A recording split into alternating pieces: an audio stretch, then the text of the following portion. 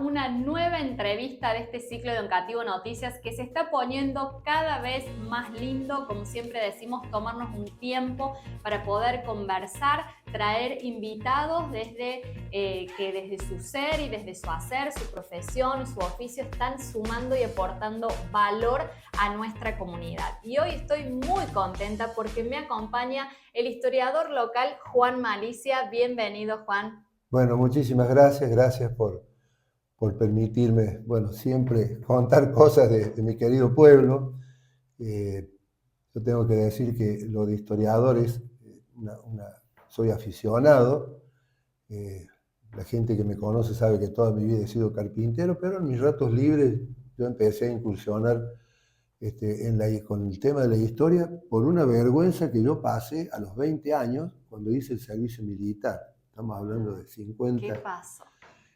Y el teniente coronel, que era el jefe del cuartel donde yo estaba, me manda a su casa a hacer trabajos de carpintería. Bueno, yo fui, hice todo.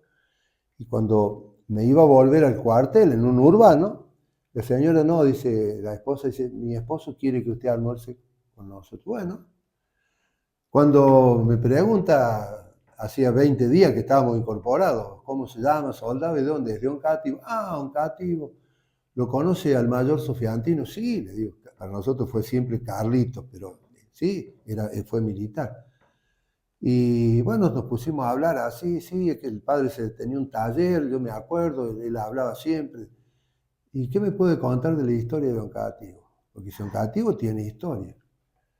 Claro, después bueno, en algunas cosas zafé, ¿no? La batalla, la fecha, los militares, pero en otras se dio cuenta y me dijo, salteño, dice, usted tiene un poco la obligación de saber la historia de su pueblo, ¿no? Pero enérgico, pero no de mala, con buena onda. Bueno, yo volví a los 20 años, 21 años, vos querés volver a la vida civil, y después sí empecé de a poco, y con el paso del tiempo nos hicimos muy amigos. Él era teniente coronel, estudió abogacía con un compañero nuestro en el servicio militar, se recibió a los 6 años, obviamente, e ingresó a la Asociación Sanmartiniana y al Instituto Belgraniano. Acá vino en una oportunidad, el museo lo trajo, lo invitó a dar una charla sobre San Martín y después lo volvió a invitar una charla al Colegio Espíritu Santo sobre Belgrano. Bueno, de él yo tomé esa posta. Después, bueno, mi padre me ayudó mucho, un hermano de él, mi tío Francisco también, y después la gente. La gente a lo que vos todavía hoy le vas preguntando cosas, voy anotando, pero me obligó a incursionar en el tema archivos, porque era necesario fundamentar muchas de las cosas que por allí te las cuentan, que es la historia, la memoria popular, pero si vos podés respaldar también eso con documentación, bueno, los archivos de Oncativo, felizmente, los consulté a todos, te hablo de escuela, clubes, municipalidad, bueno, en la biblioteca, y después incursionar en el archivo histórico de Córdoba. Y una de las, no hablo de una obsesión, pero uno de los puntos era el inicio de este pueblo, fecha de fundación. Bueno, Oncativo no tiene una fecha de fundación. Vamos a hablar de una fecha de inicio que fue aprobada por la Junta de Historia. Pero en los pueblos que nacieron, como en el caso de Oncativo, con la llegada del ferrocarril, son pueblos de generación espontánea, se dice. Es decir, la gente de los alrededores se viene acercando hacia lo que va a ser la estación, porque, bueno, el tren trajo progreso, acortó las distancias en tiempo. Las distancias geográficas fueron siempre las mismas, pero en tiempo, las noticias, las cartas, viajaba mucho más rápido. Y bueno, traté de empezar en el archivo histórico. Acá había un antecedente en el año 1977, cuando se la declara ciudad, la municipalidad, en ese momento el intendente era don Emilio del Boca, le pide al gobierno que sancione un decreto reconociendo el 21 de septiembre de 1876 como la fundación de Oncativo. Los documentos van por orden, ¿no es cierto?, por oficinas, pasando, hasta que eso va a manos de la Junta Provincial de Historia. La Junta Provincial de Historia no aconseja emitir un decreto porque la fecha esa que dan es en el momento que se plantó el cartel con el nombre Oncativo, pero que Oncativo está demostrado, dice, así tengo yo una copia de ese papel, de que ya anterior a esa fecha ya estaba en marcha. Eso, por supuesto, me dio más pie todavía para decir, bueno, trato de buscar una fecha. Bueno, Biblioteca Mayor, Biblioteca Córdoba y el Archivo Histórico. Y en el Archivo Histórico, recién hablábamos fuera de cámara de cuando uno se encuentra de casualidad, una señora que me atendía era Ordanini de apellido. Tenía la plaquita acá. Y le digo, en Oncativo hubo Ordanini. Sí, me dice, son parientes. ¿Y usted de Oncativo? Sí, ¿para qué? Ese día fue a hablar, o esa hora. Bueno, les explicaba lo que yo estaba haciendo y ellos me traen un documento, es un diccionario, donde están todas las estaciones de tren desde Rosario a Córdoba y la fecha de su apertura. Obviamente la que primero busqué, el índice de la O, Oncativo, y dice, habilitada al uso público el 1 de septiembre de 1869. Bueno, yo tomé todos esos datos, después seguí incursionando, me metí, por ejemplo, en la historia de Marcos Juárez, que también es una ciudad que nació a la vera del ferrocarril. Belleville no, porque ya era un pequeño poblado que era Fraile Muerto. Y eso me fue dando, digamos, la pauta de que el 1 de septiembre se podía tomar como la fecha de inicio. Bueno, yo elaboré un informe y lo envié a la Junta de Historia de la provincia de Córdoba. Yo lo envié en julio y el 4 de agosto ellos me responden de que, se acepta como la fecha de inicio de Oncativo, el 1 de septiembre de 1869, en vista del progreso y el desarrollo del tren, como es ferroviario. Y bueno, después ya encontré en un diario, El Eco de Córdoba, que bueno, hay dos colecciones. Una está en el archivo histórico y tenés que justificar muy bien para solicitarla, porque es única. La otra en la Biblioteca Mayor. Bueno, y ahí hay un informe también de que el 21 de septiembre de 1869 dice, tenemos que dar la mala nueva, se ha detenido el ferrocarril en Oncativo por falta de material. Pero resulta que la falta era para continuar la obra siguió lo mismo. La falta de material era la falta de pago que tenía que hacer el gobierno de la Confederación y la plata no llegaba, las empresas, digamos, presionaban. La empresa fue la empresa inglesa, que acá se llamó, Compañía Argentina de Tierra, del Nuevo Central Argentino. Y también me da como pie de que Oncativo ya su estación estaba habilitada porque un informe de noviembre de 1869 que figura en la historia de Laguna Larga, ¿no?, escrita por Efraín Novillo, dice que el ministro de Instrucción Pública, el doctor Avellaneda, viajaba a Córdoba y dice, llegó hasta la punta de Riel, hasta la estación Oncativo, y de allí siguió en diligencia, era el medio que había, de postas en postas. Pero el ferrocarril continuó, porque si acá se detuvo en septiembre de 1869 y en mayo del 70 lo inauguran ya en Córdoba, la obra siguió, sino que era, pienso yo, una manera de presionar.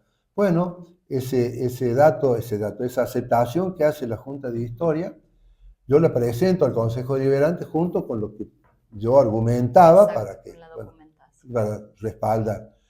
Y en ese momento el Consejo Deliberante me habla y me dice, vos tenés inconvenientes si nosotros mandamos una carta a la Junta de Historia o llevamos una carta pidiendo sobre esto que a vos te han aprobado. No, para mí va a ser doble el apoyo que me van a dar.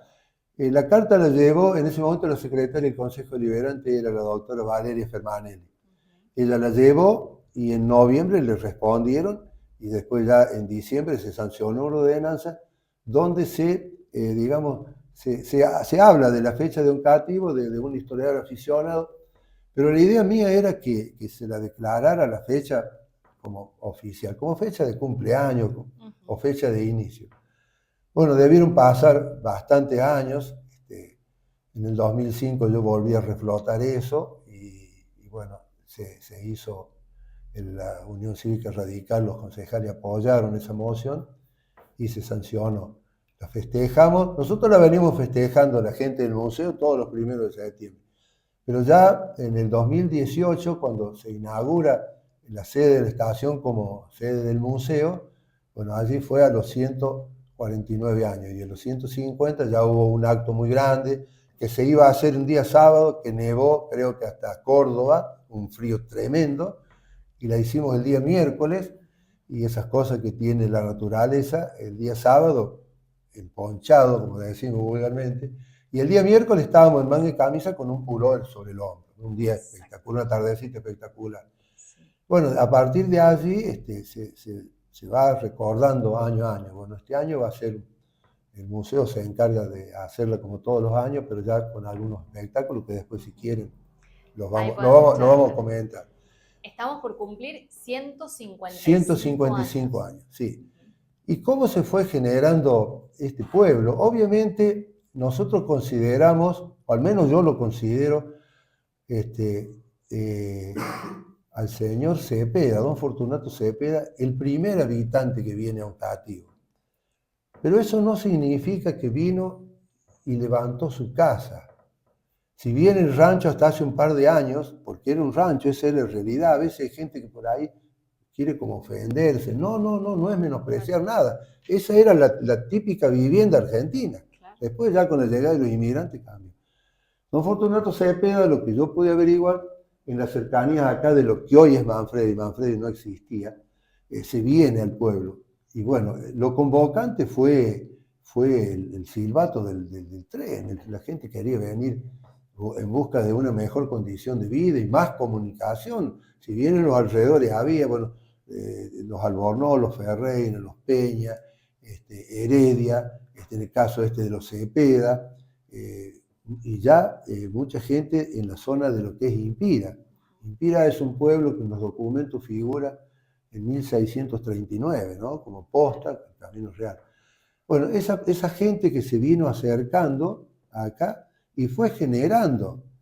Y yo no sé, a lo mejor lo primero que se abrió fue un boliche, por decir algo. Pero sí sabemos que ya en 1896, aquí a media cuadra del estudio, que es San Martín y 9 de julio, allí se abre el primer almacén de ramos generales, de don Salvador Gutiérrez. Incluso pude conseguir hasta el boleto de venta que la compañía de tierra le hace a don Salvador Gutiérrez en esa esquina. Pagó un poco más porque los terrenos en la esquina valían más. Claro. ¿No? Bueno, después aparecieron los almacenes de menor cuantía, es decir, el almacén de barrio, como le decimos nosotros ahora es muy popular el kiosco, pero se fue acercando gente. En 1890 se pretende abrir una subcomisaría en Oncativo. Nosotros dependíamos en ese momento de Laguna Larga, y la gente que venía de Laguna Larga a hacer la recorrida, y a lo mejor venía el lunes, y después hasta el otro lunes no venía. Entonces acá había necesidad. Y había un poco ya en ese momento, por allí de algún abigeato, que es algún animal, una oveja, un chivo, un ternero, por ahí desaparecía. Entonces en 1890 se pide la apertura de una subcomisaría, se lo designa a don Pedro de Ludueña, era un habitante de Impira, como primer comisario, pero no prosperó por falta de fondos. O sea que a veces cuando hablamos en la actualidad de ciertas obras, bueno, ya desde sí, 160 años atrás pasaba lo mismo. Pero ya en 1894 el jefe político del departamento Río Segundo era don Zenón López, fundador de lo que es Pilar. Él ya pide una subcomisaría para Oncativo y nombran también a un señor Ludueña, y esa comisaría se abre en la esquina donde hoy está el edificio del Jardín de Infantes de la Escuela José María Paz. Uh-huh. ¿Cómo encuentro yo esa ubicación? Bueno, son los misterios de la historia. Cuando a mí me permiten ingresar al archivo de la Escuela José María Paz, que hay papelería de 1906 en adelante, en perfecto estado, Mari Tartufoli, se le debe en parte su ordenamiento que hizo en un momento. Allí cuando leo yo la escuela y con un planito y dice comisaría en lo que sería la esquina. Ese edificio lo demuele un tornado en 1908. Quedó una parte en pie, la otra parte se la llevó el viento, digamos. Se decidió demolerla al edificio ese y dice el documento que con los ladrillos hicieron los cordones de la plaza, de las dos plazas, ¿no? Bueno, después la comisaría anduvo deambulando por un lado, por otro, hasta que finalmente en el año 1928 está en el lugar que se encuentra ahora el edificio. Después también llegó la mano de obra, el trabajo. Los inmigrantes, don Celestino de Schoflin, él era suizo, él instala una herrería. Y don José Burlati, en 1896, y en otro documento dice 1897, pero estamos en ese tiempo, instala también una herrería. Y un informe ya de la Comisión Municipal de Fomento habla de los oficios que había en Oncativo. Por ejemplo, había albañiles, 10 albañiles, 2 carpinteros, bueno, una modista, ¿no? Un empleado de comercio, 2 empleados de comercio. O sea, un pueblo que lentamente, pero en forma constante fue progresando. Ya, si nos vamos a 1910, teníamos escuela, la Escuela José María Paz de 1905, teníamos Comisión de Fomento Municipal del 3 de julio de 1907 en adelante, bueno, la comisaría ya la teníamos el Juzgado de Paz, donde Desiderio Heredia, que habían trasladado el Juzgado de Paz desde Impira a Oncativo, ¿no? En 1905, tuvimos alumbrado mediante el uso de faroles. En 1908, el presidente de la Comisión de Fomento, don Luis Mata, propone iluminar 2 calles.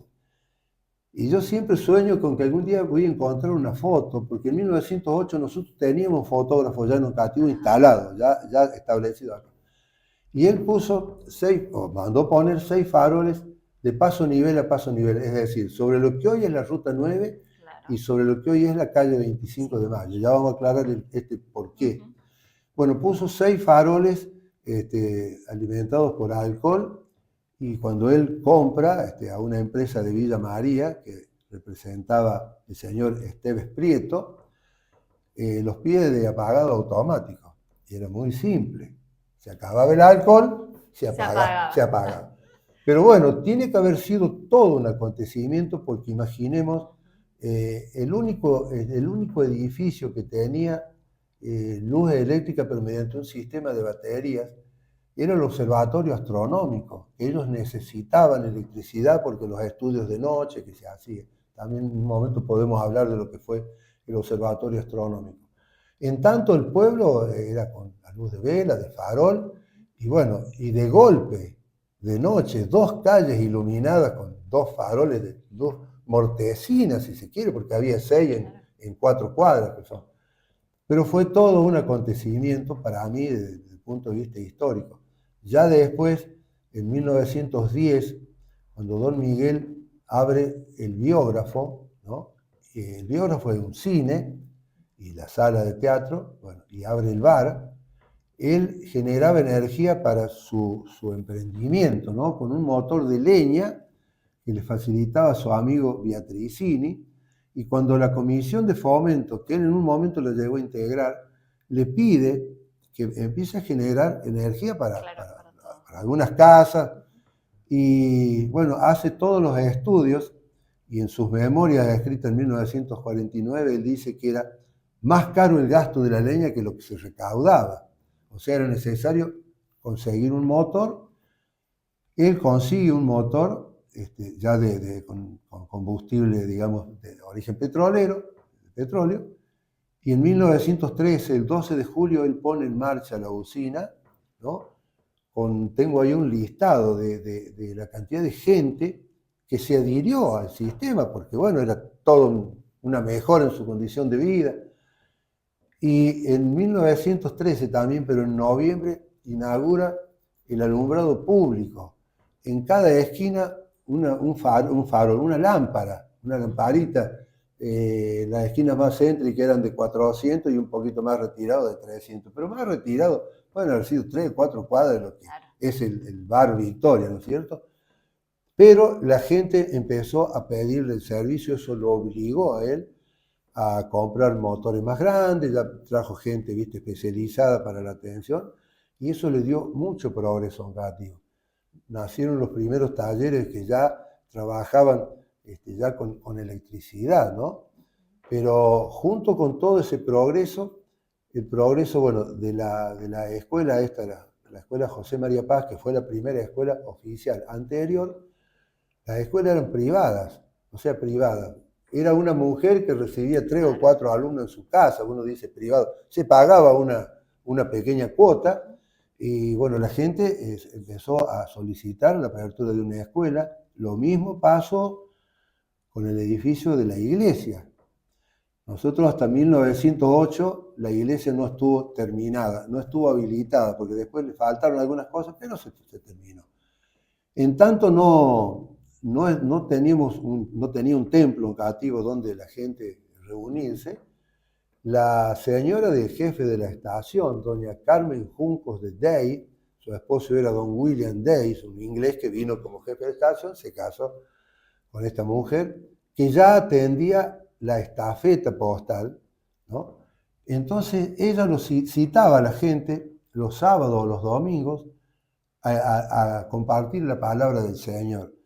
Esta historia yo la recopilo, la recojo en el doctor Abel Vaca Day, Abel Vaca, de Córdoba, que es nieto de esta mujer, donde me cuenta, dice, mi abuela los reunía, o en la explanada de la estación, la galería que le decimos nosotros, o en el patio de la casa, porque la estación nuestra siempre estuvo incorporado a la casa de familia de jefes con la administración. Bueno, se logra hacer una comisión templo, no pro templo, una comisión templo. Don Luis Mata, uno de los impulsores, que después fue primer presidente de la Comisión de Fomento, y otras personas más, y se logra hacer. Hubo una pequeña, no sé si se puede contar la anécdota, una pequeña discusión entre la gente, lo hablábamos fuera de cámara, del sector sur y del sector norte. La gente del sector sur plantó un cartel, lugar donde se levantará el templo o la capilla. Y la gente del sector norte lo plantó también en esta plaza. Bueno, tuvo que intervenir Lindor Ferreira, el sacerdote, terminó siendo, bueno, monseñor. De él dependía la iglesia de Oncativo, no la iglesia, sino la ubicación. El terreno eclesiástico, el límite eclesiástico dependía de Villa del Rosario. Bueno, ni en la plaza del sector sur, ni en la plaza del sector norte, compró, entre comillas, yo ya explico por qué, el terreno donde después se hizo la iglesia.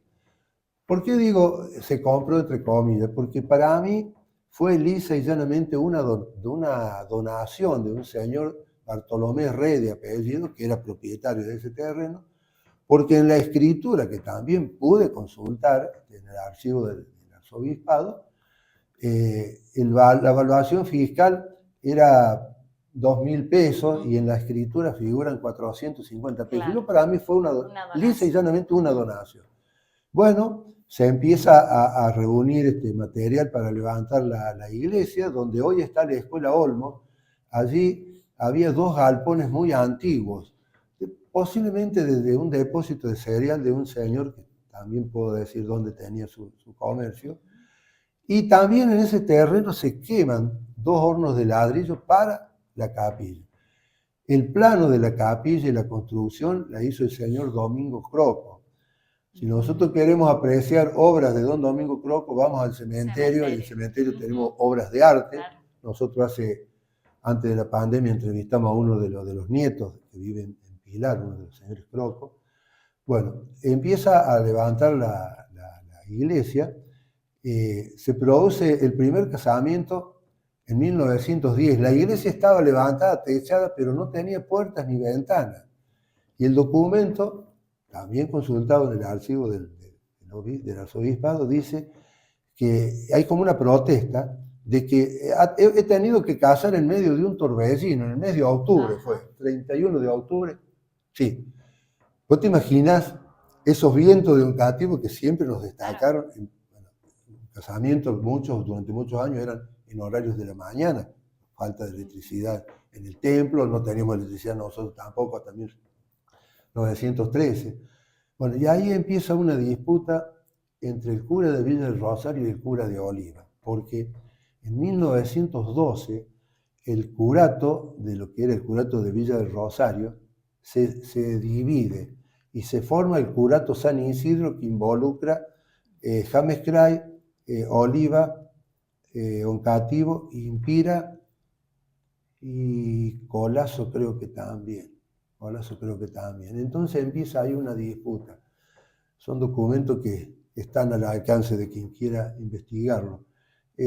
Hasta que definitivamente cuando se conforma el curato San Isidro se hace ya cargo el cura Vizca Cabilia de Oliva, ¿no? Todo el aporte para hacer la capilla fue aporte de la gente ya del campo y ya del pueblo, el aporte, la solidaridad que siempre, bueno, se da en un montón de pueblos, pero Oncativo en ese aspecto siempre ha sido muy solidario. O sea que ya la gente, con la iglesia ya en marcha, no tenía que irse a casar o a Oliva, que ya sí tenían ellos iglesia, ni Río Segundo o Villa del Rosario. Hablamos de lo que la parte eclesiástica. La parte civil, bueno, el juzgado ya estaba. En un momento el juzgado de paz y el registro civil eran uno solo. Después se dividieron, cada uno hoy tiene su oficina, digamos, su dependencia. Bueno, eso trajo mucho adelanto en esta cuestión. Todo lo que se había que tramitar, por ejemplo, ante escribano, ir a Oliva o ir a Córdoba o ir a Villa María, bueno, se buscó la forma, se radicó un escribano, Norberto Villarruel Rodríguez, un señor, fue el primer escribano que ya solucionaba problemas. No teníamos banco, por ejemplo, entidad financiera no había y se necesitaba, estamos ya hablando de 1920 en adelante. Entonces se gestiona una sucursal del Banco Provincia de Córdoba que se instala, recién mencionamos el almacén de Salvador Gutiérrez, aquí en la esquina de San Martín y 9 de Julio, como ya no funcionaba más ese almacén, el banco alquila, hay una foto del día de la inauguración, el 16 de abril de 1925. Pero yo hablando en una oportunidad con don José Fon, bueno, ustedes no porque son jóvenes, pero un señor que cobraba la luz casa por casa. Había sido peluquero, había sido mozo de bar en los bailes y después el cobrador de la luz casa por casa. ¿Qué quiero significar? La cantidad de historias que recogió, yo lo grabé no filmaba en ese momento, bueno, tengo un montón de datos. Y él me dice que la gente del Banco de Córdoba vinieron el 1 de abril, como que se inició la campaña para abrir cuentas. Y dice, yo siempre recuerdo cómo los mirábamos a los señores, porque generalmente saco, corbata, una elegancia. Claro. Y el pueblo tenía otro aspecto, la gente de trabajo, otro aspecto, otra forma de vida, así. Pero el 16 de abril de 1925 se abre. ¿Cómo hacía la gente cuando tenía que pagar algún impuesto, alguna tasa, o vendía cereal? Bueno, las casas de comercio, nombro la de don Luis Mata, nombro la de don Carlos Romero, nombro la de don Ricardo Sarmiento, ellos eran como, no una sucursal, pero una delegación de los bancos, pero no eran bancos oficiales, bancos privados. El banco alemán, el transatlántico alemán, el banco del Progreso, que era el Banco Montserrat, que era de Rosario. Tenemos un libro nosotros en el museo del Banco ese Montserrat. Ellos se encargaban de hacer los trámites, las casas de comercio. Después ya cuando vino la cuestión del banco, ya las cosas cambiaron, porque si no, un impuesto, si no lo querían entregar a una de estas casas de comercio para que ellos mandaban a una persona a pagar a Córdoba, tenías que irte vos. Claro. En cambio, ya estando el banco acá, ya la tasa provincial se pagaba en el banco, la tasa municipal, obviamente en la municipalidad, ¿no? Nosotros fuimos comisión de fomento desde 1907 a 1925. En 1925 ya los vecinos piden, dada la cantidad de habitantes que teníamos, un llamado a elección, es decir, elegir el primer intendente. Bueno, el primer intendente fue don Luis Mata, hay una calle que recuerda su nombre, la placa de bronce que había ya no lo recuerdo porque desapareció, o se voló, o posiblemente se haya volado, ¿viste? Alguien la sacó. Sí, sí. Bueno, con el tema de las elecciones, don Luis Mata, primer intendente, se continúa la labor que había iniciado el mismo Luis Mata para construir el Palacio Municipal. Nosotros el Palacio Municipal, los primeros trámites son de abril de 1923. Después, bueno, la intendencia los continúa y cuando llega el segundo intendente, el doctor Carlos Mario Remorino, en 1928, prácticamente se va a iniciar el Palacio Municipal, se llama licitación y siempre lo destaco. Se comienza a construir en febrero-marzo de 1929 y en febrero de 1930 se inaugura. Semejante, en un año se hizo semejante Palacio Municipal, que es una obra de arte, declarado Patrimonio Histórico Provincial desde el año 1982. En aquel momento fueron varios los que participaron en la licitación y la tomó una empresa de Córdoba, Peña y Rebol Juárez, y ellos subcontrataron a don Pedro Nava, un constructor de Oncativo de calificada mano de obra, como los hermanos Croco, como el señor Francisco Cairoli, albañiles de aquellos tiempos, ¿no? Bueno, don Pedro Nava en ese momento había construido el Palacio Municipal, lo estaba construyendo, el Cine Teatro Victoria. Eso es trabajo de don Pedro Nava.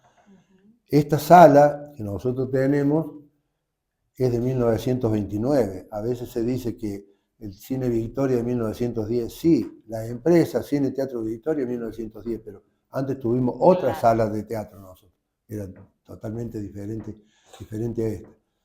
Y bueno, cuando se hace el Palacio Municipal, se modifica, por ejemplo, la plaza esta, la Plaza General Paz. La Plaza 9 de Julio, con su pirámide, se inauguró el 25 de mayo de 1910. Y excepto la explanada que le han hecho hace un par de años, donde hay un mástil, la arquitectura es exactamente la original, ¿no? Yo consulté un plan muy chiquito, dibujado con una regla, se nota en un libro copiador de la municipalidad, cuando se informa a Córdoba que se va a inaugurar la plaza y se manda un planito. Y esta plaza que está acá, que es la plaza, ahora se llama General Paz, en su momento se llamó 25 de mayo. Y la foto que yo pude conseguir antes que la modificaran era plantas, árboles, ¿no? No tenía la arquitectura que después tuvo la Plaza General Paz. Bueno, esa plaza, 25 de mayo, se le cambia el nombre en 1928, cuando un concejal pide el cambio, el reemplazo de nombre de la mayoría de las calles de Oncativo, porque casi todas se identificaban con la provincia de Santa Fe. ¿Y cuál era la explicación? La oficina central del ferrocarril estaba en Rosario. Y desde allí iban haciendo los planos de la población, iban determinando los nombres. Nosotros en Oncativo tuvimos la calle Cañada por Cañada de Gómez, la calle Tortuga, la calle Armstrong, la calle Roldán, la calle Rosario. Nombres que no identificaban para nada, no el pueblo, más relacionado con la historia. Bueno, se decide el cambio de la calle en 1928 y también se decide el cambio del nombre de la plaza. 25 de mayo no estaba mal el nombre, aquella 9 de julio, está 25 de mayo, pero la plaza que cuando se inaugura con el monumento en homenaje a General Paz, bueno, Plaza General Paz. Para cada evento que acontecía en el Oncativo, pero hablemos de los bailes de carnaval, las fiestas mayas que se hacían en el mes de mayo, de ahí viene por qué fiesta maya, la gente se organizaba en comisiones, fuera de lo que era el Palacio Municipal, es decir, las autoridades. Después las autoridades los metían también en la comisión, pues todo el mundo tenía que trabajar. Pero era una cosa muy curiosa, ¿no? Que hoy conformó una comisión y para que todos asistan a las reuniones es una historia. Pero de todos modos, bueno, aquella vez las fiestas de carnaval fueron siempre muy recordadas. Hay una foto que se puede mostrar de los bailes en la calle, ¿no? Cómo están vestidas las mujeres, cómo era el escenario que se hacía con chapas de zinc, ahora sí un piso de madera, un techo de chapas de zinc. Los bailes se hacían en la calle. En la esquina de Belgrano e Intendente Mata, donde ahora bueno, hay un café, allí estuvo un bar y un restaurante que era de la familia Perazzi, y bueno, el señor José Perazzi solicitaba permiso a la municipalidad para organizar bailes en la calle. Don Carlos Romero, que originariamente puso un almacén, un pequeño almacén y un hotel, que parte del edificio está en pie, donde hoy está hay una empresa de venta de materiales de construcción, no sé si puede dar el nombre, pero donde está Super Hermanos. Esa estructura, la planta baja, ellos la han conservado tal cual, han agrandado las vidrieras, todo. Bueno, ese fue el hotel de Don Carlos Romero, en un tiempo Hotel Italia, en otro tiempo, en otros documentos dice Hotel Roma. Después lo vende porque se dedica más a la parte comercial, a la parte del almacén de ramos generales, materiales de construcción y así sucesivamente. Fue una casa muy grande, que en un momento le daba trabajo a muchísima gente. Por eso cuando la casa cierra, mirá, yo voy y vengo con la historia, cuando la casa cierra fue el lamento, digamos, porque había, además del empleo que tenían fijos ellos, la gente, digamos, el subsidiario, el camionero, el carpintero, todos siempre algo teníamos que hacer, ¿no? Pero bueno, a veces las circunstancias de la vida son esas y hay que aceptarlas tal cual. Otra de las cosas para contar, que voy a volver un poquito. En 1903, Oncativo tuvo un médico instalado, porque una cosa era el médico que venía circunstancialmente y otra cosa ya era un médico instalado. El primer médico fue don Andrés Carpinelli, un italiano, en los documentos dice Andrea Carpinelli, pero era Andrés Carpinelli. Claro. Se instala en una casa que ya no existe más, pegado a lo que es el Salón de la Sociedad Italiana, y bueno, al lado hay un supermercado, pero allí, antes de ese edificio que hizo hacer don Atilio Montironi muchos años después, allí se instala don Andrés Carpinelli. La Sociedad Italiana, que en 1903 no existía, pero con el paso de los años sí, a partir de 1908 surge la Sociedad Italiana, lo invita a participar como médico de la sociedad. Por supuesto que él acepta.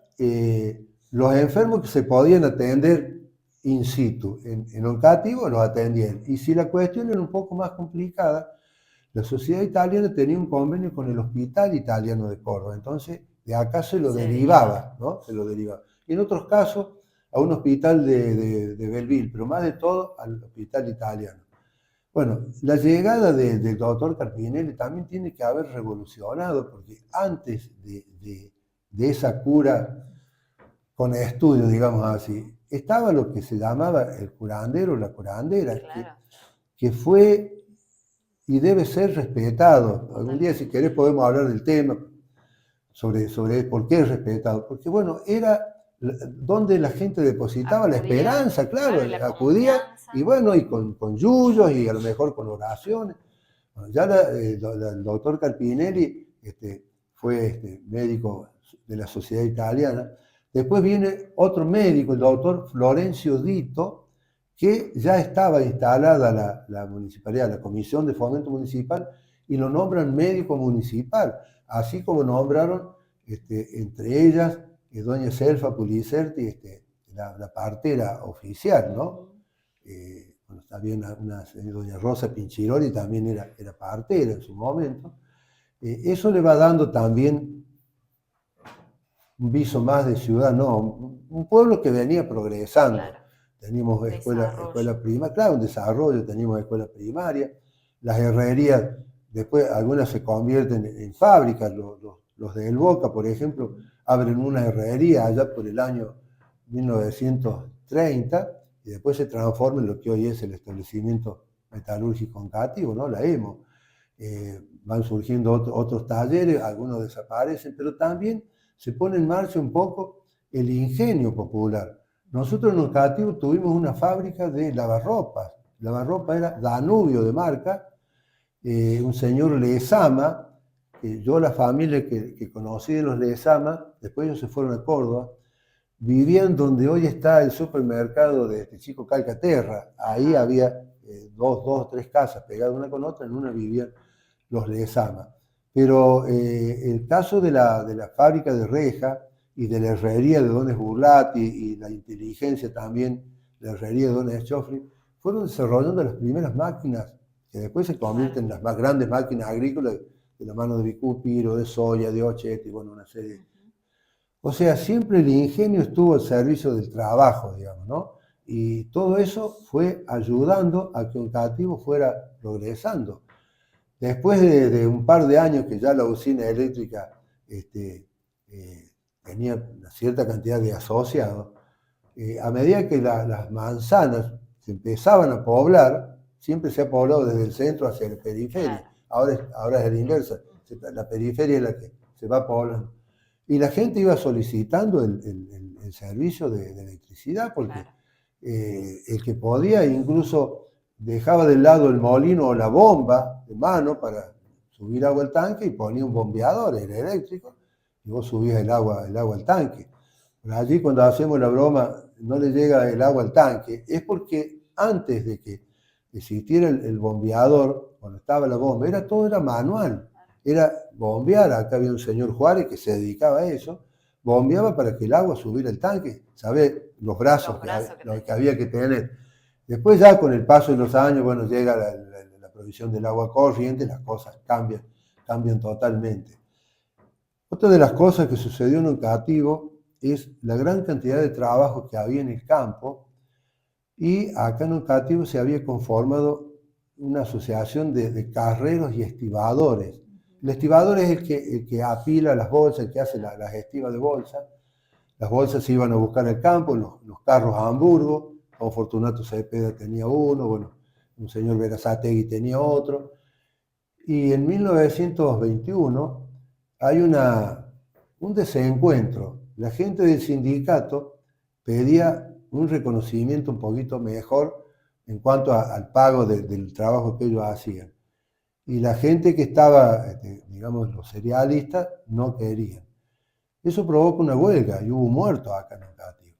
El 24 de febrero de 1921, la gente de Oncativo, de los cerealistas, mandan a pedir, porque la gente se reunía en la estación, estaba caldeado el ánimo. Claro. Había un comisario, el señor Taborda, que gracias a él hubo un solo muerto, gracias a él, porque el sindicalismo estaba armado. Claro.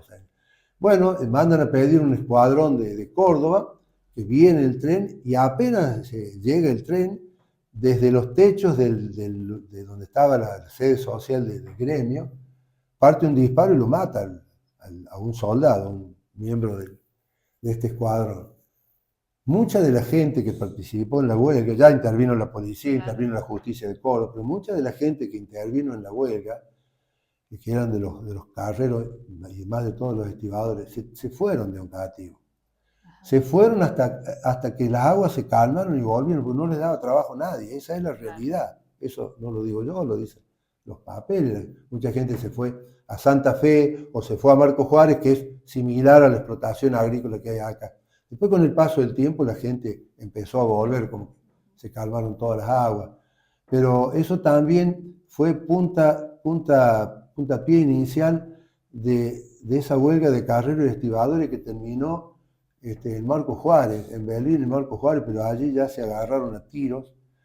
Y alguna vez vino a la biblioteca San Martín un señor Mario Pena, que hizo dos documentales. Una, Sociedades en Lucha, que es la huelga de los carreros y estibadores, y la otra, Los carros rebeldes, la de los carreros y estibadores. Y la otra era Sociedades en Lucha, que está relacionada más con la zona de Marcos Juárez, Belleville, que se supone que fue el último malón que cruzó el río Tercero, ¿no? Y bueno, desastre.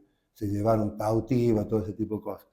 Pero cuando hablamos con Mario Pena, él vino, fallecido hace un par de años, le digo, ¿vos por qué en la película vos empezás la huelga en Oliva y no en Oncativo? La huelga empezó en Oncativo. Me dice Juan, cuando yo hice la película, quien me guió con el tema de la huelga era don Efraín Bischoff, el que me dio datos. Y yo, lo que él me dijo para mí era como palabra santa. Después, yo me entero lo que vos me estás diciendo ahora. Claro. Y fui a consultar los diarios y la huelga se inició acá. Así como la huelga ferroviaria, que después, fue 2 o 3 años antes, después se extendió por todo el país, se inició en Córdoba. La llama, la mechita se prendió en Córdoba. Digo, claro, digo, acá la huelga, incluso había venido un delegado gremial de la provincia de Santa Fe para defender a los estibadores. Hubo allanamientos en el diario Los Principios, o en el diario La Voz del Interior, están todos los datos.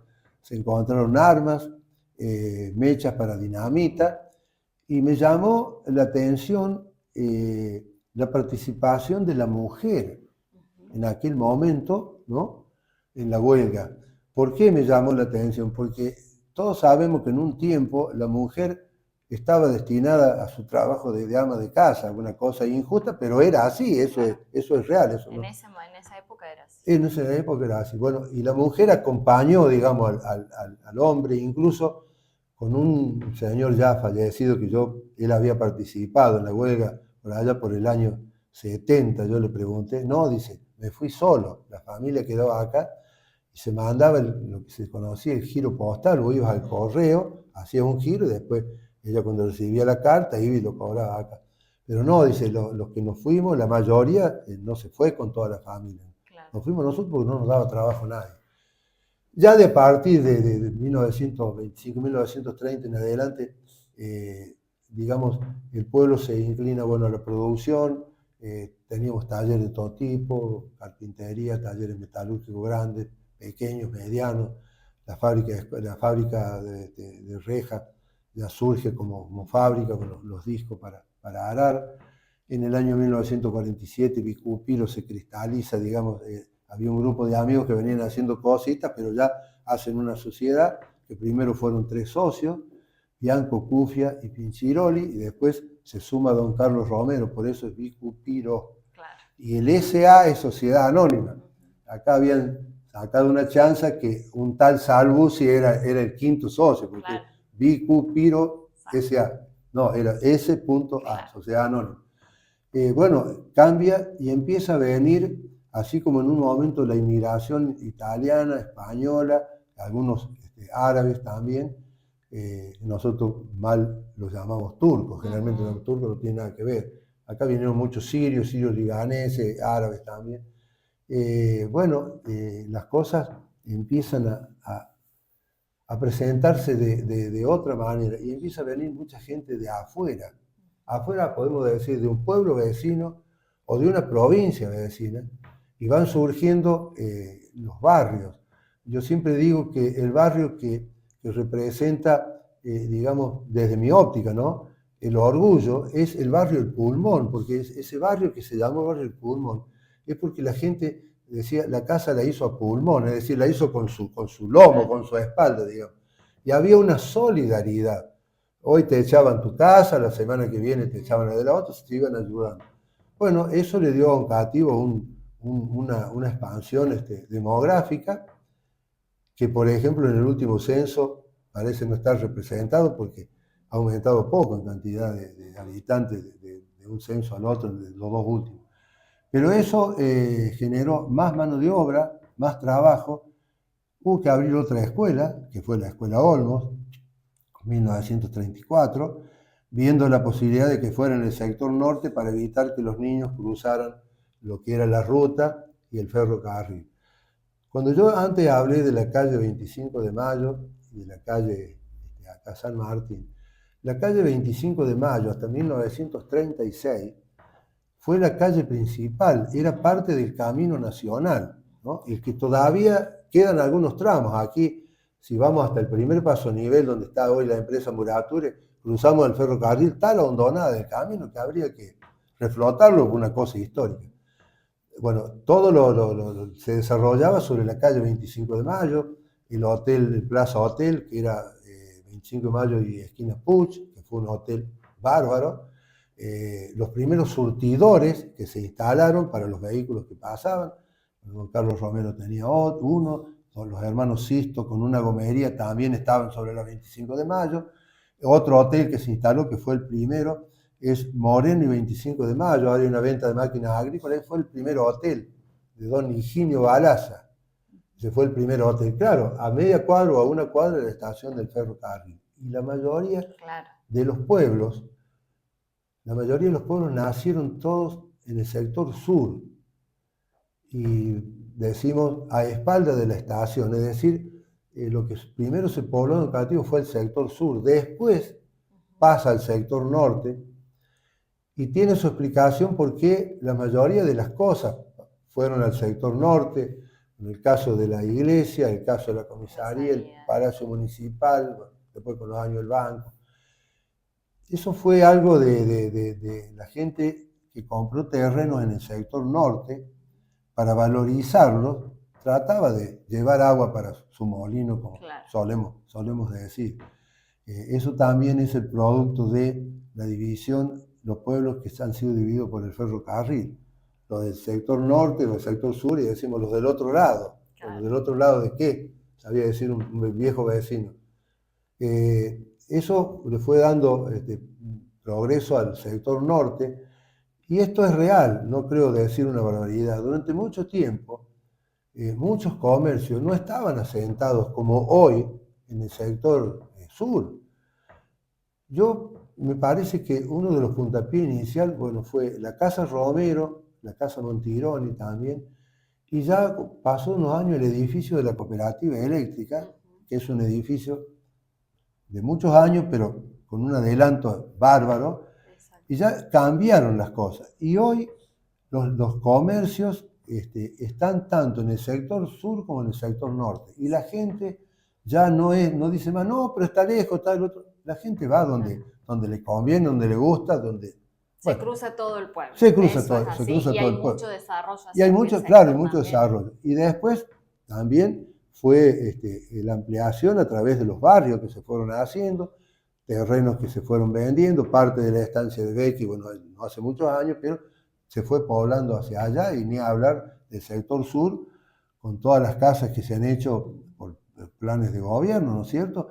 Pero yo creo que de acá a 10 años, el 25% de la población va a estar en ese espacio, porque se va ampliando, vamos a llegar a la circunvalación del matadero, como decimos nosotros. Oncativo siempre se fue desarrollando, como lo dije en un principio, lentamente, pero constante. El barrio donde nosotros fuimos a vivir, estaba la casa de la familia Menique, que es ese chalet grande, vive un muchacho nieto ahora, y no había más nada. Al fondo, la cancha del Club Atlético Oncativo, y mi papá, que hizo la primera casa, o la segunda, la primera la había hecho la familia Meñique, que él era un español casado con una alemana, doña Francisca Marcus. Y estábamos a 5 cuadras de la iglesia, digamos, y a mi padre le decía, te fuiste a vivir a Manfredi. Claro. Pero eran los terrenos que se ponían en venta en ese momento, entonces, Cuesta hoy imaginarlo, pero era donde terminaba Oncativo. La calle La Plata era la última calle, y la calle Belgrano, que se extendió cuando se hizo la cancha del Atlético Oncativo en 1927. Yo tengo una foto cuando se inaugura la cancha, y frente a lo que es mi casa, la casa de mi papá ahora, viene una banda de música que va a volver como si hubieran hecho una avenida. Claro. ¿No? Viene una banda así, y hay la gente... esa calle Belgrano llegó hasta la cancha porque se hizo en el año 27 la cancha, si no en la calle La Plata terminaba el pueblo, como en la calle Uruguay terminaba el pueblo, como en la calle Buenos Aires y en la calle Tomás Garzón. Después se fue extendiendo. Durante muchos años esos eran los límites, y ya era pasando tal calle. Claro, después eso se fue ampliando cuando la familia de Almazo pone en venta lotes. Nosotros fuimos la primera casa, y las 4 o 5 que se hicieron después tuvieron mucho tiempo sin otras casas vecinas, ¿no? Después ya la gente Se empezó a poblar al frente, detrás de la escuela, bueno, ahora está todo loteado. Y eso ha pasado acá en la calle Colón, que es la calle del hospital, y terminaba ahí el pueblo. Entonces, hacia atrás, la gente, Don Vareta, por ejemplo, que era el dueño de los terrenos, empezó a urbanizar, digamos, y la gente fue. A veces se dice, y la gente iba a las orillas porque era lo que, sí era lo que se podía comprar, y era lo que se vendía. El centro ya estaba casi todo poblado, con casas de familia, con comercio, pero eso pasa no en Oncativo, en todos los pueblos. Que en muchos pueblos, en muchas ciudades, se hacen los country, que primero están como a 4 kilómetros, después quedan en el corazón del pueblo. Bueno, es un pantallazo hasta el año 40. En el año 40 teníamos sanatorio, teníamos médicos, teníamos odontólogos, partera, pero necesitábamos un lugar donde se pudiera atender la gente de menores recursos, no solamente la de Oncativo, sino de un amplio espectro de la zona. En el año 40, cuando asume don Dante Ventre como intendente, él propone en su plataforma de gobierno hacer un hospital, año 40. En el año 42, el 15 de mayo, estaba inaugurado. Una parte del dinero fue el excedente del presupuesto del año 1941, se utilizó para... Y otra parte se emitieron bonos públicos. El bono público es un pedido de dinero, para que la gente lo entienda, que el municipio te hace y te entrega un bono que te pueden devolver el dinero más los intereses. El primer año, el segundo año, el tercer año o el cuarto año. Va a sorteo. Así también se hizo parte del Palacio Municipal. Es como un adelanto que te da el pueblo, bueno, para que hagas una obra. Bueno, el hospital fue todo un éxito, la cantidad de atenciones que hubo, operaciones, un buen equipo de médicos. El doctor Ruiz Montes de Oca fue el primer director que tuvo el hospital, después, bueno, sucedieron otros. Si bien nosotros, te digo, en salud, la parte privada, es decir, los sanatorios y los médicos particulares, pero el hospital vino a cubrir una parte importante. Por ejemplo, en el año 44, cuando fue el terremoto de San Juan, el 15 de enero de 1944, en Oncativo se organizó una campaña para donar dinero y donar sangre. Se llevaron desde Oncativo a Córdoba 14 litros de sangre. ¿Por qué se llevaba a Córdoba? Porque de allí se despachaba, eso tenía un tiempo. Sí, sí. Bueno, acá uno de los autos, por ejemplo, que se había puesto a disposición de don Domingo González Paz, que era el dueño de la tienda Los Vascos, ¿no? Que, bueno, había que ser solidario. Y dinero en la primer digamos, recolección, digamos, de donaciones, se juntó algo así como 10.000 pesos, lo dicen los documentos, y 10.000 pesos era mucha plata, era peso moneda nacional en ese momento. Bueno, los sanatorios siguieron trabajando y el hospital siguió trabajando como sucede ahora, ¿no? Un poquito más adelante, bueno, se agregaron más escuelas, más comercio, más fábricas. Una cosa importante no tocamos. Oncativo, volvemos para atrás, la gente me va a entender, creo que sí. Oncativo no tenía cementerio. Hasta 1903, nuestros muertos, yo digo nuestros muertos porque, bueno, de Oncativo, yo soy hijo de Oncativo, se los llevaba a Impira o al cementerio de Villa del Rosario. En 1903, un señor se suicida el 10 de julio de 1903 y recién se pudo sepultar el 16 de julio de 1903. Cuando llevan el féretro a Impira, como la iglesia en ese momento, no sé ahora, no aceptaba el suicidio como causa de muerte. Claro. Que da y quita la vida, es el Señor. Bueno. Entonces en Impira no, en Villa del Rosario no. Entiendo yo que anduvo dando vuelta el final, no sé, en algún depósito, en alguna casa habrá estado. Y don José Sibilia, que era dueño de la estancia vieja que está acá sobre la calle Buenos Aires, él dona 1 hectárea, donde se hizo el cementerio. En 1903 se lo sepulta el 16 de julio y dice sepultado en el campo, porque no tenía todavía a lo mejor visos de cementerio. Claro. Pero de todos modos era el Campo Santo, ¿no? Yo considero que el 16 de julio de 1903 inicia su actividad el cementerio. Esa hectárea, primero escrituró media hectárea, y la otra media hectárea ahí hubo un problema y terminó en tribunales. Terminó los descendientes de don José Sibilia firmando. ¿Por qué digo los descendientes? Porque don José Sibilia muere, su esposa doña Ángela Viganotti, se vuelve a casar. Se casa con Patricio Valladares, un español, bueno, y ahí termina todo el conflicto y el cementerio pasa a ser municipal.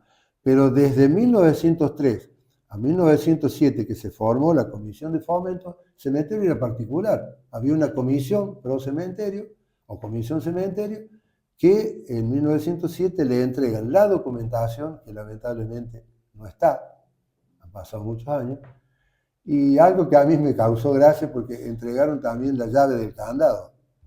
Yo por ahí uno hace una broma, ¿no? Bueno, entrar es muy fácil, salir no hay forma, una cuestión natural. Pero en el tiempo que se hizo el cementerio, ir caminando hasta el cementerio era una locura, era lejos. Claro. Y hoy pasamos el cementerio o nos vamos hasta la autopista, que es media legua, son 5 kilómetros ida y vuelta. Bueno, el cementerio se empezó a poblar. Alguna vez un historiador dijo que en los cementerios ya cuando han pasado, por ejemplo, 100 años, es muy posible que la cuenta sea 3-1. Hay 3 veces allá lo que una vez hay acá.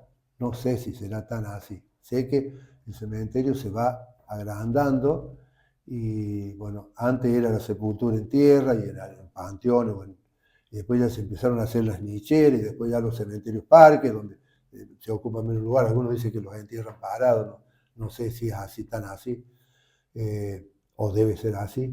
Pero en el cementerio, decía un historiador, dice, cuando ya han pasado muchos años, alrededor de 100 años, quizás sea 3-1 la relación. Claro. Pero bueno. Habrá que ver. Habría que ver. He hablado yo. Lo hemos dejado hablar a Juan. Él arrancó muy humildemente diciendo: yo soy un aficionado. Ustedes habrán visto que hemos recorrido la historia de Oncativo y la verdad, Juan, escuchándote, validamos nuevamente la importancia de tu dedicación y también de escuchar, porque a través de toda la historia se explica un poco cómo somos los que vivimos en Oncativo, cuál es la idiosincrasia de las personas que estamos acá.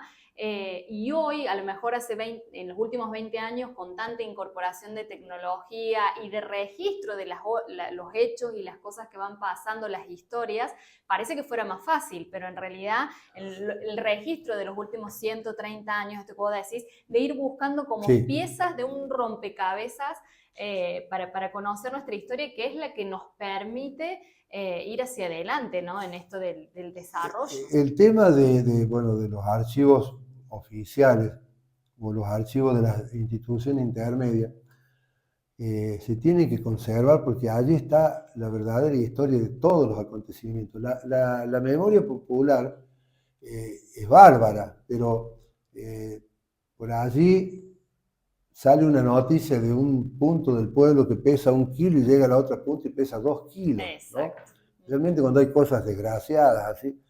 Pero en Oncativo hay una cantidad de papelería, digamos así, de archivos, libros de actas, de fotografías, que es muy, muy importante. En estos días que se está trabajando con el tema de la fiesta del salame y me permitieron acceder al archivo del club, yo no te exagero, pero debe haber más de 3.500 fotografías de todo lo que vos te puedas imaginar, y no del Club Unión, del Club Unión, del Club Porvenir, del Club Atlético, del Club Presidente Roca. Un trabajo de hormiga, si se quiere, porque hay que ir guardando, pero desde esa manera nosotros podemos extraer información. Y también es muy importante la predisposición de la gente. Yo la primera vez que fui al archivo histórico, la segunda vez que fui, la tercera que fue, no traje ni una letra ni una coma, porque no sabía cómo se investigaba. Y yo pedía esto y pedía, hasta que un señor me dijo: usted está desorientado. Usted está orientado que educativo, pero está desorientado acá, ¿cómo se llama? Claro. Si usted me permite, yo le voy a enseñar. ¿Qué le puedo decir? Sí, por favor. Bueno, me dieron cuadernos índices y ahí voy a entrar a buscar, si no está la palabra educativo, la más cercana a educativo, Inspira. Claro. Camino Real, Camino de Posta. Bueno, así pude empezar a recopilar. Y a veces me dicen, ¿cómo te podés acordar de tantas cosas? Es muy simple. Yo todos los días leo o escribo algo educativo, todos los días. Ahora, por ejemplo, yo estoy escribiendo una parte de la famosa Semana de Educativo que fue la exposición, 8 años se hizo. La exposición más grande que hubo en educativo duraba una semana y todas las noches un espectáculo diferente y espectáculos de renombre. Se hacía donde hoy está el restaurante de Medina, allí estaba el Club Atlético Romero Porvenir y allí se hacía. Bueno, he encontrado cosas que te quedás sorprendido, de fábricas que ya no existen más. Le compartí a Pupi Escorza una publicidad de los famosos sildes, que eran unos silos que hacía el padre antes de empezar con las máquinas de higiene urbana, ¿no? Bueno, hay un montón de información. El hecho de haber guardado todo eso, eso respalda todo lo que uno dice. Tal fecha actuó tal persona. Por allí hay cosas que no se encuentran más. Nosotros tuvimos una sociedad española en educativo. Bueno, claro. En un tiempo desaparece, digamos, o se deja de tener actividad y se corta la información. Tuvimos 2 sociedades italianas. Una, la que todavía continúa, y la otra fueron disidentes que tuvieron 7, 8, 10 años y después volvieron los socios a la vieja sociedad. El tema de los clubes. En un momento educativo tuvo 5 clubes en marcha. Todos tenían estadios, canchas de fútbol, pero no todos tenían sede. A veces la sede era la casa de uno de los socios, de los salones de baile. Nosotros acá podemos hablar del primer salón, el de la Sociedad Italiana, y después los galpones del ferrocarril que se utilizaban, ¿no? Y un galpón de la cooperativa agrícola, se hacían bailes allí. Después, con el paso de los años, uno tuvo su sede. Y las fusiones fueron necesarias porque 5 clubes en un pueblo que tenía, digamos, 10.000 habitantes en su momento, estamos hablando del año 70, 12.000 quizás, no creo que no. La cantidad de socios no era suficiente para mantener semejantes instituciones, ¿no? Tenía, bueno, en el caso del Club Atlético practicaba fútbol, bocha, tenis, básquet, más los espectáculos de baile. Claro. Entonces hubo necesidad de fusionarse. Una de las causas del Club Atlético Educativo, ellos terminan el salón de fiesta y el 26 de diciembre del año 68 un tornado se lo deja a ras de piso. Y reestructurar todo eso era imposible, eso lo dicen los libros de acta. Y bueno, se hizo la segunda fusión. La primera fusión fue el Club Juventud Unida con el Club Porvenir, que conforman lo que es Alianza. Después Alianza, junto con Presidente Roca y el Club Atlético Educativo, conforman Unión. Flor de Seibo no quiso participar de esas fusiones, fue una ley que había implementado en el año 69, 70 el gobierno de la Nación, por ese motivo, es decir, bueno, tenemos 5 clubes, hacemos 1 o 2 más grandes. Bueno, para mí fue una decisión acertada del Club Flor de Seibo, porque hoy tenemos 2 instituciones que han progresado bien, con todos los servicios y todas las cosas que le pueden ofrecer a sus socios. Y también está esa rivalidad, pero bien entendida, porque a veces... Sanamente entendida, sanamente. Necesaria. El día domingo hay una discusión por fútbol, y el día lunes están tomando un café o trabajan en la misma fábrica. Bueno, eso también es bueno, y eso también ha hecho que las instituciones fueran progresando, ¿no? ¿Quién iba a hablar 50, 60, 70 años atrás de hacer una pileta de natación, una pileta en un club? El Club Romero, que fue el Club Social Juan B. Romero en el año 42, tenía en su plano hacer una piscina, una pileta. Después no. Bueno, el primero que la hizo acá fue el Club Juventud. La pileta que está en el Club Unión, eso fue obra del Club Juventud. Después, por traspaso de los patrimonios, Claro. pasó a ser de Alianza y bueno, hoy pertenece al Club Unión. Flor de Cedro, con el paso de los años, hizo su pileta y después hicieron otra, que es la techada, que es, creo que, bueno, agua calentita, decimos nosotros. Sí. Es una pileta cubierta, ¿no? Claro. Que se utiliza para, bueno, para gimnasia, para un montón de cosas.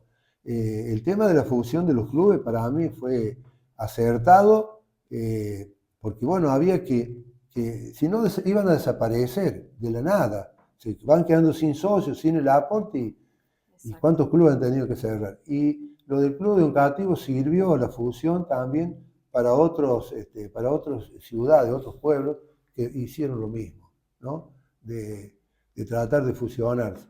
Y el primer intento de fusión que no prosperó fue en 1938. El Club Juventud Unida andaba a los tumbos y el Club Atlético Oncativo andaba a los tumbos, ¿no? O sea, con problemas económicos. Claro, sí. ¿Cómo es eso? Cuando vos lees el libro de acta te das cuenta que, bueno, que hay que pagar esto, que no se puede, que no alcanza.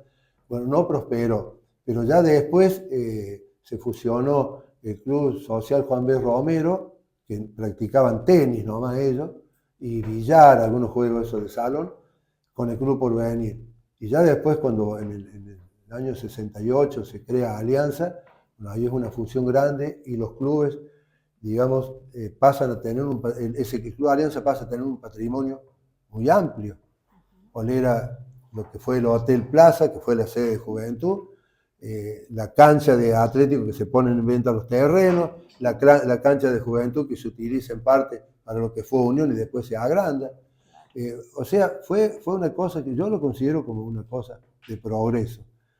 Y bueno, a veces tenemos esa discusión. Talleres Belgrano, propia. River Boca, eso Juan, es natural eso. Pienso en los niños, pienso en mi hija y también lo que uno hace comúnmente cuando sale de Oncativo, que es que te dicen ¿dónde vivís? Y uno dice Oncativo, y los niños lo primero que aprenden de todo esto que vos estás contando, que seguramente aprenden mucho más en la escuela, aprenden a decir vivo en Oncativo, a pronunciar de alguna forma Oncativo. Sí. Juan, ¿qué significa Oncativo? Bueno, ¿A qué se debe el origen del nombre de nuestra ciudad? El que yo acepto, porque hay 2 o 3 acepciones, pero están todas relacionadas. El que yo acepto es los arenales enfermizos, oncoitivo, oncoy o oncoy, es un vocablo quichua, que significa enfermedad. Hoy hablamos de oncología y estamos hablando de enfermedad. Y el tiu, que es arena. Arenales enfermizos, pero no porque las tierras de esta región no sirviesen, no fuesen fértiles, sino que dicen los investigadores sobre este tema de los nombres, de las toponimias, que enfermaba las vías respiratorias y visuales de la gente que pasaba por el lugar, la fina arena que levantaba el viento, el polvillo. Hemos tenido la mala suerte, vos recordarás un par de años atrás un accidente terrible, con gente incluso de Oncativo involucrada, ¿no? Sí. Por el tema de esos tierrales que vienen. Bueno, en un momento que yo hago todos estos libros de toponimia que voy leyendo, una cosa, otra, también encontré, por ejemplo, lugar de lagunas o vertientes. Bueno, estamos hablando de agua, y si estamos hablando de arena, también estamos hablando de agua. Pero bueno, yo acepto esas arenales enfermizos. Tuve la oportunidad, posterior a ese accidente, me mandan a llamar de Manfredi, porque saben que uno es loco y curioso. Eran esos días de viento, y dice, Juan, quisiera que vengas a ver en la estancia de Georgalo, por ubicar. Se levanta, no es tierra, es un talco. Parece azúcar impalpable, pero marrón. Es una cosa que te asfixia. Bueno, tomé el auto, llegué, eran como remolinos, de ahí surgía. Como si fuera una tierra arenosa, pero de arena muy, muy fina, ¿no? Y alguna vez un santiagueño, Horacio Vanegas, me dice, ¿qué hace un vocablo quichua en plena pampa gringa?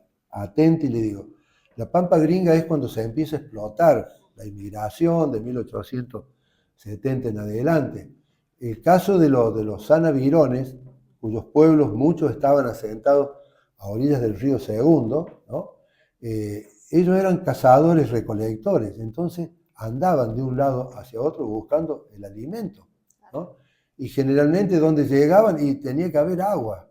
Y lagunas, por eso el lugar de vertientes o lagunas, todavía hoy Nosotros en Impira podemos encontrar vertientes de aguas, pero agua dulce, agua Claro, transparente. Sí.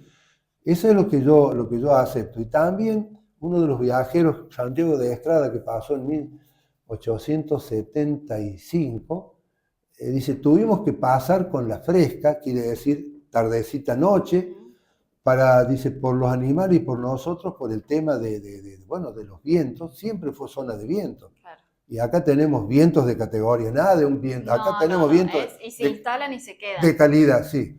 De allí el origen del nombre. Ese oncoy es enfermedad y tiu, enfermizo, enfermante, enfermo. Arenal es enfermizo, pero las tierras de Oncativo siempre fueron fértiles. Hay un itinerario de Hermann Burmeister, un científico alemán que escribió Viajes por los Estados del Plata, y él va relatando todo lo que va viendo y en qué posta anduvo. Él sale de la posta de Chañares, que hoy sería James Cray, el 20 de junio de 1859 y llega a la posta de un cautivo, o un captivo, como puso. En el plano él anotó un captivo. Bueno, llegaron a la posta de un cautivo, o un captivo, y dice que ya hay algunos sembrados. Ajá.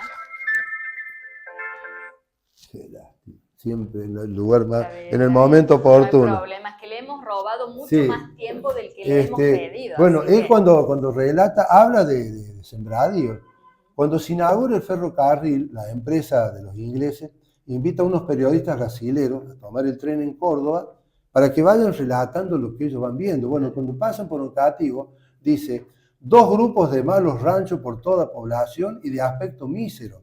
Ahora, la pregunta mía, de aspecto mísero, no se pueden haber envejecido de 1869 a 1875, quiere decir que ya había gente, o sea, gente sabemos que vivía, y dos grupos de malos ranchos. El rancho, pues ya sabemos, las paredes de ladrillos de adobo, sino de paja y barro. Claro. Porque es así, se hace un entablillado, se le pone ramas, barro, se revoca. Sí, sí. Yo digo que ya eran casas de gente que estaba habitando la zona. La zona, y después la llegada del ferrocarril fue en 1869.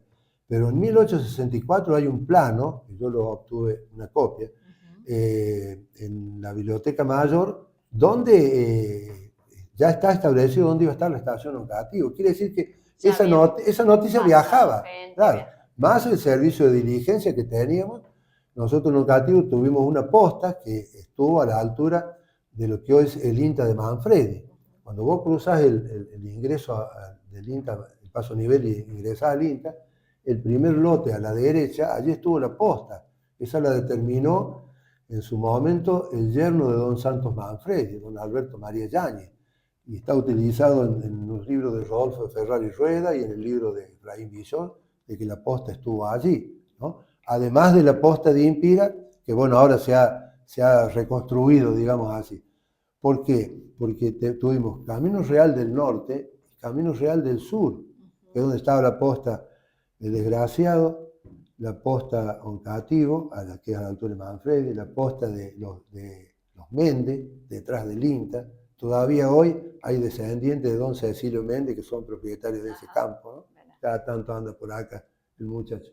Después se pasaba a la posta de don Crisólogo Oliva, que fue el que permitió que se fundara Oliva. Don Crisólogo Oliva era una especie de terrateniente, tenía muchísimo campo, y bueno, se llegaba a la posta Santo Ángelo, ¿no? Y después ya se llegaba ahí a donde está la capilla de Pilar, se pasaba la posta de los Luces de los Ríos Segundo y se seguía. Pero el origen de la palabra Oncativo, yo lo que acepto es lo de Arenales enfermizo. Y el nombre no está relacionado donde hoy nosotros estamos viviendo. Claro. Está relacionado con la zona de la laguna de Oncativo, protagonista en otro tiempo, si querés, lo hablamos del tema, protagonista de la batalla de Oncativo, y ahí tenemos... Y ahí tenemos, pero mire, para traerlo a Juan, todos los meses ir abordando distintos temas, incluso cuando hablabas y mencionabas distintos lugares de la ciudad, esquinas, lo hemos conversado otras veces, que han hecho a la construcción de la vida social, de la vida cultural, sin dudas que es totalmente enriquecedor. Esa historia también está disponible no solo en el libro que Juan ha escrito, sino también en el Museo de Oncativo, que ha Sí. tenido ya la posibilidad, la suerte y la decisión, vamos a decir, de tener una casa o un lugar físico. Sí. Juan, contanos cómo está funcionando, qué días la gente se puede acercar para ir preguntando de algún tema, de otro. Y bueno, el museo a partir de 2018 fuimos a la estación del ferrocarril y después, como teníamos la donación de la réplica del dinosaurio carnívoro más grande del mundo, encontrado por un oncativense. Nos queda capítulo aparte todas las Sí, personalidades y sí. los personajes de nuestra ciudad. Bueno, nosotros desde la comisión del museo hizo el salón ese, si bien las columnas estaban puestas desde hace un par de años. El museo está trabajando bien, tenemos personería jurídica, somos 14 los miembros de la comisión, pero está abierto al que quiere sumarse. Nosotros abrimos los sábados y los domingos, ¿no? En horario vespertino, de las 3 de la tarde hasta las 6, 6 y media, o de 4 a... Siempre, el horario de cierre lo da la gente que va a visitarnos, ¿no? Pero los días de semana, las escuelas o a veces contingentes que por distintas cuestiones andan por Oncativo, en la página de Amigos del Museo Oncativo hay un teléfono hablando con anticipación de una hora, que nos den tiempo de ir o nos den tiempo de ir a abrir, la gente puede visitar el museo. En la estación del ferrocarril, nosotros decimos que está la historia doméstica de Oncativo, todos elementos que nos han ido donando, ¿no? Que respaldan qué pasó en otros tiempos y cómo vivía la gente. Y en la casa donde está el dinosaurio, bueno, como el museo nos ha quedado chico, hemos empezado a incorporar algunas otras piezas, pero la gente nos puede visitar y puede consultar nuestra página. Estamos siempre organizando cosas, trabajando, y el sábado y el domingo la apertura ya es, si no puedo ir yo, va otro miembro, pero siempre está disponible. Y hemos recibido visitas gracias a este hotel que está en el Hotel de Campo, ¿no?